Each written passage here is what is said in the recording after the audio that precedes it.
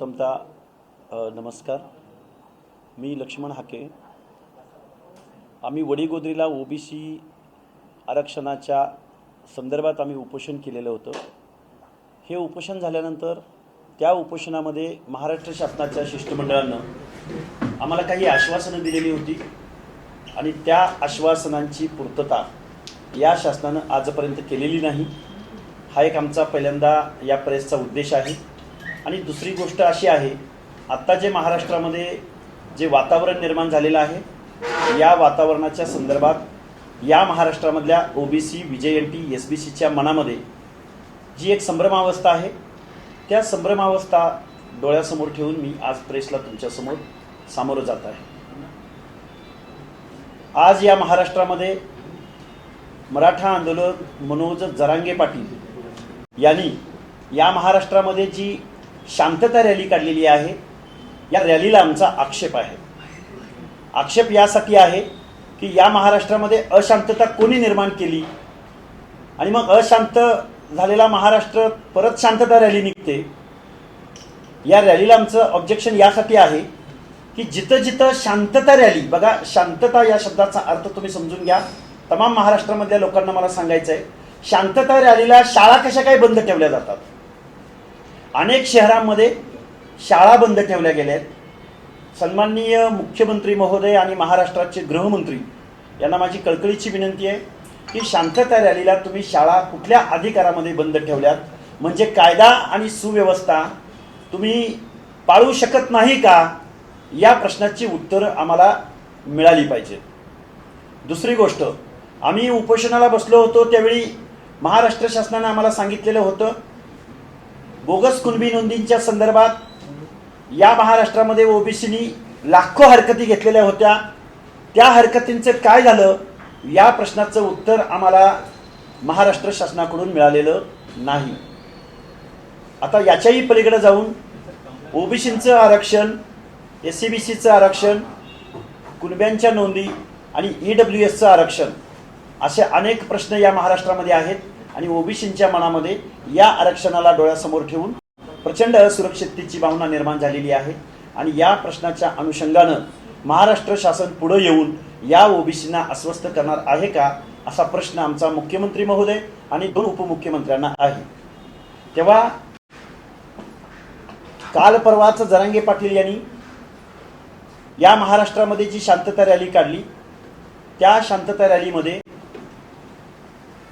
37 मिनिटाच्या भाषणामध्ये एका ठिकाणी त्यांनी जवळजवळ 30 ते 35 वेळा आम्ही क्षत्रिय मराठी आहोत, आम्ही मराठ्यांची अवलाद आहोत, अशा पद्धतीची वर्णवर्चस्वाची भाषा प्रत्येक सभेमध्ये बोलून दाखवली.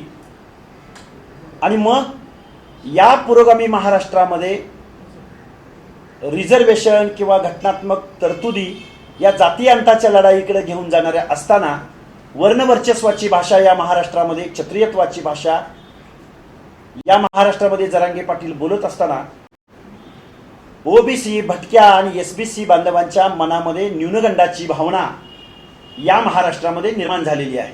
तुम्ही म्हणाल ही कशी काय, तर हे प्रत्येक ठिकाणी येवल्याच्या सभेमध्ये म्हणाले, यांना पाडा त्यांना पाडा.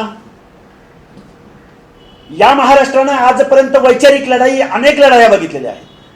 एका पक्षानं किंवा एका अलायन्सनं दुसऱ्या अलायन्सना पराभूत करा म्हणणं किंवा वैचारिक मांडणी करणं हे या लोकशाहीमध्ये अपेक्षित असताना तुम्ही जाती आधारावरती वर्णवर्चस्वाच्या भावनेतून आम्ही कसे श्रेष्ठ आहोत, आम्ही कसे 96 कुळी आहोत आणि आम्हालाच कसा तो अधिकार आहे, या भावनेमधून ओबीसीच्या उमेदवारांना पाडा म्हणणं ही खरं तर विचारांची लढाई नसून या पुरोगामी महाराष्ट्रातलं वातावरण, शांतता बिघडवणारी मनोज जरांगे यांची भाषा या शांतता रॅलीच्या माध्यमातून या महाराष्ट्रासमोर दिसत असताना या महाराष्ट्राचे मुख्यमंत्री मात्र त्यांना रेड कार्पेट घालत आहेत. त्यांना कुठल्याही प्रकारची विचारणा करत नाहीयेत.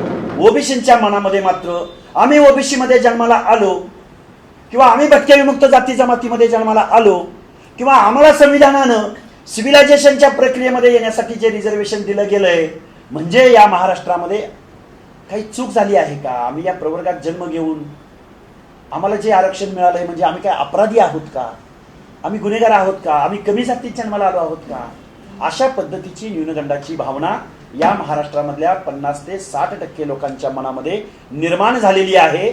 आणि हा फुले शाहू आंबेडकरांचा महाराष्ट्र नसून इथं जरांगे नावाच्या माणसानं या महाराष्ट्रामधली शांतता आणि सलोखा बिघडवलेला आहे. याच्या पलीकडे जाऊन एकच मुद्दा मांडेल तुमच्या समोर आणि नंतर आपण प्रश्नोत्तर घेऊ. याच्यानंतर शरदचंद्रजी पवारांनी गेल्या 1-2 दिवसामध्ये अशी भूमिका जाहीर केलेली आहे की सर्व पक्षीय नेत्यांना एकत्रित बोलवा, जरांगेंना एकत्रित बोलवा आणि ओबीसीच्या आंदोलकांना एकत्रित बोलवा आणि विचार करा. पवार साहेब, गेले 8, 9, 10 महिने हा महाराष्ट्र, बीडसारखं शहर, मराठवाड्यामधले अनेक तालुके, अनेक जिल्ह्याची ठिकाणं, ओबीसी आणि मराठा यांच्यामध्ये जी अशांतता निर्माण झालेली आहे आणि अशी परिस्थिती असताना पवार साहेब तुम्ही गेली 7-8 महिने एक चकार शब्द का बोलला नाही? किंवा मुख्यमंत्री महोदयांनी मागील काही दिवसांमध्ये सर्व पक्षीय नेत्यांची बैठक घेतलेली होती, त्या बैठकीला तुम्ही का उपस्थित राहिला नाहीत? आणि आता तुम्ही सर्व लोकांना एकत्रित बोलवा अशी जी तुमची भाषा आहे किंवा अशी जी तुमची भावना आहे, या भावनेचं मी प्रथमतः स्वागत करतो.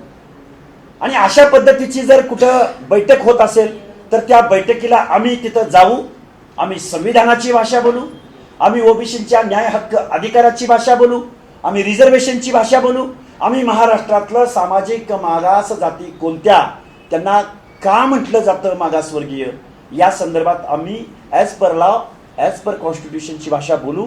पवार साहेब, तुम्ही मात्र ही बैठक लवकरात लवकर बोलवा, अन्यथा लोकसभेला तुम्ही या ओबीसी आणि मराठा बांधवांच्या संघर्षाचा फायदा घेऊन तुम्ही तुमच्या सत्तेची पोळी भाजलेली आहे, हे या महाराष्ट्रानं पाहिलेलं आहे.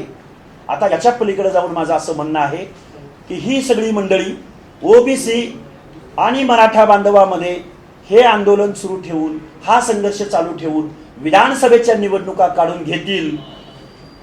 आणि मग माझं पुढचं वाक्य या महाराष्ट्रामधल्या अर्ध्याहून जास्त लोकसंख्या असणाऱ्या ओबीसींना असं असेल की विधानसभा निवडणुका संपल्यानंतर ओबीसीचं आरक्षण संपलेलं असेल, पंचायत राज मधलं आरक्षण संपलेलं आहे, शिक्षण आणि नोकऱ्याच्या एंट्री पॉइंटवरचं आरक्षण या महाराष्ट्राची विधानसभा संपल्यानंतर या ओबीसीचं आरक्षण संपलेलं असेल. आणि मग ओबीसी बांधवांना माझी कळकळीची विनंती असेल की पुन्हा तुम्ही म्हणू नका की आपलं आरक्षण संपत असताना, चॅलेंज होत असताना तुम्ही कुठं होतात. त्यामुळे तुमची सुद्धा भावना आहे, तुम्ही सुद्धा एकत्रित झालं पाहिजे. आणि हा जाब प्रत्येक विधानसभेमधल्या आपल्या लोकप्रतिनिधीला, प्रत्येक लोकसभेमधल्या आपल्या लोकप्रतिनिधीला आणि विशेष करून जेवढ्या पक्षामध्ये ओबीसी सेलचे प्रमुख म्हणून काम करतात जे ओबीसी नेते, त्या सगळ्या नेत्यांना ओबीसी बांधवांनी येऊ घातलेल्या महिन्याभराच्या कालावधीमध्ये हा जाब विचारला पाहिजे. अदरवाईज विधानसभा निवडणुका संपल्यानंतर ओबीसीचं आरक्षण या महाराष्ट्रातलं संपलेलं असेल. प्रश्न जरांगे म्हणतात की 288 जागा लढवणार, तुमची काय भूमिका आहे? तुम्ही तसंच करणार की तुमची काय भूमिका? आम्ही आता सध्या ओबीसीच्या आरक्षणासंदर्भात, हक्क आणि अधिकारासंदर्भात लढा लढत आहोत. आम्ही कुठेही कुणाला पाडण्याची भाषा बोललेली नाही. आमचं म्हणणं एकच आहे की ज्या विधानसभा क्षेत्रातून जे आमदार निवडून गेलेले आहेत कायद्याच्या सभागृहामध्ये, ती माणसं जर या महाराष्ट्रातल्या 50%हून जास्त लोकसंख्येच्या हक्क अधिकारासंदर्भात बोलत नसतील तर त्या सर्व आमदारांना आम्ही हा जाब विचारू.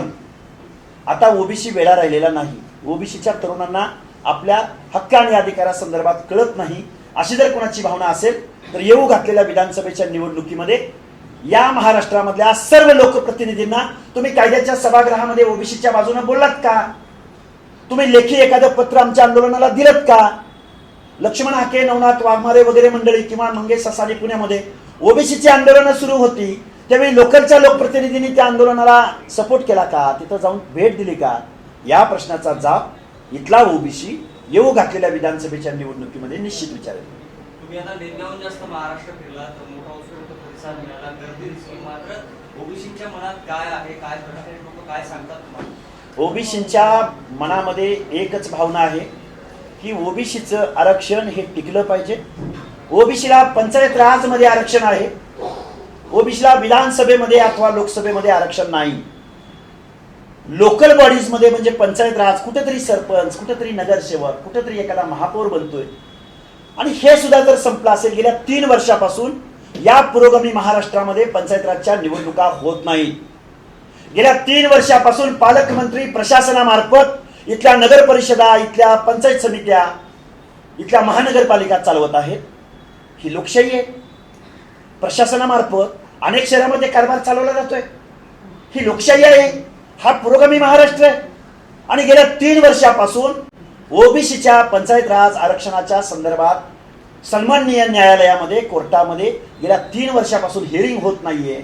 आणि महाराष्ट्र शासन त्या सन्माननीय न्यायालयाला एक विनंती करत नाहीये की तुम्ही लवकर हिअरिंग घ्या, लवकर ओबीसी आरक्षणाचा प्रश्न सोडवा, आम्हाला इथल्या लोकल बॉडीच्या निवडणुका घ्यायच्या आहेत.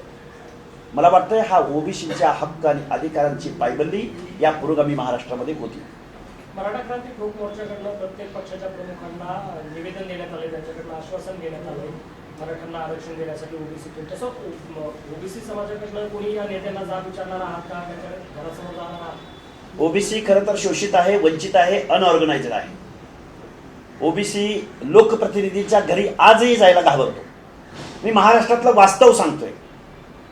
आजही ओबीसी सेलचा प्रमुख ओबीसीच्या आंदोलनाला पाठिंबा देताना दिसून येत नाही. हे जबाबदारीने सांगतोय. सुज्ञास या गोष्टी सर्व कळत असतील. आज एकही महाराष्ट्रातल्या विधानसभेमधला आमदार, या महाराष्ट्राच्या विधानसभेत तर सोडाच, पण कुठल्याही ओबीसीच्या आंदोलनाला पाठिंबा देताना दिसून येत नाही. उलट ओबीसीच्या आंदोलनाला गृहीत धरलं जातं, इग्नोर केलं जातंय. आणि एका बाजूला जरांगे पाटलांना मात्र करोडो रुपयांची खैरात वाटली जाते, दिली जाते. प्रत्येक शहरात गेल्यानंतर त्यांचं कमानी लावून स्वागत केलं जातंय. प्रत्येक विधानसभा मतदारसंघामधला आमदार म्हणजे एका बाजूला हे आमदार जरांगे पाटलांच्या आंदोलनाला, रॅलीला सहकार्य करतायत आणि दुसऱ्या बाजूला ओबीसी आरक्षणाच्या रॅलीला. एक उदाहरण सांगतो तुमच्यासमोर, जबाबदारीने सांगतो. सांगलीमध्ये आमचा ओबीसीचा मेळावा होता आणि तो मेळावा सर्वपक्षीय नेतृत्वाने तिथं येऊन त्या आंदोलनाला संबोधित करावं, आमच्या सगळ्या संयोजकांची भावना होती. आम्ही सांगलीचे खासदार विशाल पाटील आणि विश्वजित कदम, आमदार विश्वजित कदम यांना आमची मंडळी विनंती करायला गेल्यानंतर विश्वजित कदमांनी त्या विनंतीला ठोकरून त्यांनी त्या मागणीची खिल्ली उडवली. एका काँग्रेसच्या कार्यकर्त्याला हे विश्वजित कदम म्हणाले, काय रे तुमची ओबीसीची लोक इथं मेळावा घेणार आहेत काय? अमित पारेकर तुला राष्ट्रपती व्हायचंय का? एवढं असंवेदनशील वक्तव्य विश्वजित कदम नावाच्या माणसानं सांगली जिल्ह्यामध्ये वक्तव्य केलं. तो एक अमित पारेकर नावाचा कार्यकर्ता आहे, तो साधा नगरसेवक सुद्धा नाही. त्यावेळी त्या पोरानं खाली मान घातली आणि गपचूप उभा राहिला. ज्या सांगली जिल्ह्यामध्ये 60% जास्त लोकसंख्या ही ओबीसींची आहे. ओबीसींच्या कार्यकर्त्यांकडे पाहण्याचा दृष्टिकोन इथल्या आमदार खासदारांचा जर असा असेल तर आम्हाला सामाजिक न्याय भेटला का? या प्रश्नाची उत्तरं आम्ही येऊ घातलेल्या निवडणुकामध्ये आम्ही निश्चित विचारू. सांगलीचा तुम्ही उल्लेख केला, मराठा नेते नाही आले, ओबीसीचे कोण नेते आले होते? ओबीसीचे नेते प्रकाशअण्णा शेंडगे आले होते, छगनरावजी भुजबळ आले होते, मुस्लिम समाजासाठी आंदोलन करणारे शब्बीरभाई अन्सारी आले होते, अनेक लोक होती. पण मराठा आमदार, खासदार अथवा नेते मात्र निमंत्रण देऊन सुद्धा या आंदोलनाकडे, उपोषणांकडे अथवा मेळाव्यांकडे पद्धतशीर पद्धतीनं पाठ फिरवताना दिसून येतात. या प्रश्नाचं उत्तर हा फुले शाहू आंबेडकरांचा महाराष्ट्र आहे का, असा जाब आम्ही येऊ घातलेल्या निवडणुकीमध्ये या लोकप्रतिनिधींना निश्चित विचारू. मनोज जरांगे आता अंतरवाली सारथीमध्ये पोहोचलेले आहेत. आजपासून त्यांनी इच्छुक उमेदवारांचे अर्ज सुद्धा मागवायला सुरुवात केलेली आहे आणि संपूर्ण मतदारसंघाचा डाटा सुद्धा मागितलेला आहे. एक प्रकारे त्यांनी उमेदवार उभे करण्याची तयारी सुद्धा सुरू केली. हे बघा, मनोज जरांगे विधानसभेच्या निवडणुकीमध्ये एकही जागा उभी करणार नाही. मनोज जरांगे पाटील बिनबुडाचा लोटा आहे. लोकसभेच्या अगोदर हे म्हणाले की आम्ही एका लोकसभा क्षेत्रामध्ये आम्ही शेकडो अर्ज भरू म्हणाले. त्यानंतर त्या शेकडो अर्जांचं काय झालं काहीच माहिती नाही. परत म्हणाले आम्ही इथल्या सगळ्या खासदारांना पाडू. त्या आव्हानाचं काय झालं कुणालाच माहिती नाही. पण ज्यावेळी निवडणुका लागल्या त्यावेळी मात्र ज्या लोकांनी मनोज जरांगेंना आंदोलन करण्यासाठी प्रवृत्त केलं त्या लोकांच्या पक्षाला पाठिंबा देऊन ओबीसींचं नेतृत्व पाडण्याचं काम जरांगेंनी लोकसभा निवडणुकीमध्ये केलेलं आहे आणि ते सर्व महाराष्ट्रानं पाहिलेलं आहे. त्यामुळे जरांगे 288 सोडा, जरांगे एक सुद्धा विधानसभेची निवडणूक लढत नसतात. ते कुठल्या तरी पक्षाला, कुठल्या तरी आघाडीला पाठिंबा देऊन बाजूला होतील, हे माझं ऑब्झर्वेशन आहे. समजा ते मैदानात उतरले तुमचं काय? हे बघा, जर जरांगे पाटील, माझं तर त्यांना उलट आव्हान आहे की जरांगे पाटलांनी 288 विधानसभा निवडणुकामध्ये त्यांनी ही भूमिका घेऊन निवडणुकीला उतरावं. कारण जरांगे पाटील हा सोशल रिफॉर्मर नाही, विचारवंत नाही, किंवा या लोकशाहीचं तत्व मानणारा हा नेता नाही. त्याचं कारण असं, छत्रपती शिवरायांच्या प्रतिमेच्या समोर बसायचं आणि आईमाईचा उद्धार करणारी शिवराळ भाषा जरांगे पाटलांनी या महाराष्ट्रामध्ये केलेली आहे. एका बाजूला आम्ही 96 कुळी मराठी आहोत म्हणायचं आणि दुसऱ्या बाजूला आम्हाला मागासवर्गीयांच्या ओबीसी मधूनच आरक्षण पाहिजे म्हणायचं. ह्या दोन गोष्टी किती विरोधाभासी आहेत आणि किती हास्यास्पद आहेत, या प्रश्नाचं उत्तर या महाराष्ट्रामधला ओबीसी आणि सुज्ञ मंडळी जरांगेंच्या आंदोलनाला आणि जरांगेंच्या 288 उमेदवारांना निश्चित विचारतील. आम्ही 96 आहोत, हा कुठं प्रश्न निवडणुका जिंकण्याचा असू शकतो का? इथं अनेक प्रश्न आहेत. लोकशाहीमध्ये निवडणुका लढल्या जातात, विचारावर लढल्या जातात, अनेक समस्यांवर लढल्या जातात, पण जाती अभिमानावरती निवडणुका लढवल्या जातात का, याचा प्रश्न जरांगेंना विचारला पाहिजे. त्यामुळे जरांगे 288 वगैरे सोडा, जरांगे एखादी दुसरी सुद्धा विधानसभा निवडणूक लढू शकत नाही. शरद पवार असं म्हणाले की सर्वपक्षीय बैठक बोलवल्यानंतर यावर सगळं काहीतरी मार्ग निघेल. पवार साहेबांनी पर्याय दिला, तुम्हाला असं वाटतं का की यातून काहीतरी निघेल? शरदचंद्रजी पवारांचं असं वक्तव्य म्हणजे हा टाइमपास आहे. शरदचंद्रजी पवार ओबीसी आरक्षणाकडे संवेदनशील भावनेनं पाहत नाहीत असा माझा आरोप आहे. शरदचंद्रजी पवार महाराष्ट्राचे जाणते नेते आहेत.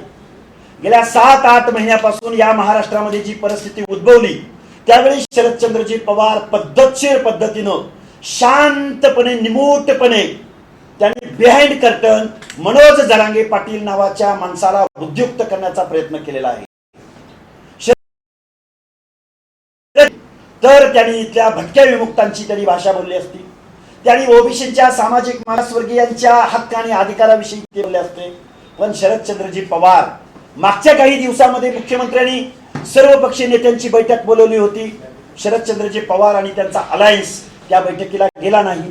या प्रश्नाची उत्तर शरदचंद्रजी पवारांनी द्यावीत. आणि आता विधानसभेच्या निवडणुका तोंडावरती आलेल्या आहेत आणि मग सनसनाटी काहीतरी वक्तव्य करायचं आणि टाइमपास करायचा, अशा पद्धतीचं त्यांचं वर्तन गेल्या 7-8 महिन्याच्या कालावधीमध्ये राहिलेलं आहे. पण आमचं म्हणणं याच्याही पलीकडे जाऊन आम्ही त्या अशा पद्धतीच्या बैठकीला उपस्थित राहणार आहोत. पवार साहेबांनी आता परत एकदा सांगावं आणि अशा पद्धतीची बैठक लवकरात लवकर पवार साहेबांनी घ्यावी. कारण पवार साहेब, तुम्ही ओबीसीच्या प्रश्नावर बोला. पवार साहेब, तुम्ही भटक्या प्रश्नावर बोला. पवार साहेब, तुम्ही आमच्या या 18 पगड जातीच्या प्रश्नावरती तुमची भूमिका पुढे यावी, अशी आमच्या सगळ्या 18 पगड जातीच्या बलुतेदार, अलुतेदार, भटके विमुक्त जाती जमातीच्या लोकांची भावना आहे आणि तशी अपेक्षा आहे. तुम्हाला Y+ संरक्षण दिलंय का आणि कशासाठी दिलंय, कोणापासून? हे बघा, महाराष्ट्रामध्ये आम्ही प्रत्येक दिवसाला या महाराष्ट्रामध्ये आम्ही आंदोलन घेत आहोत.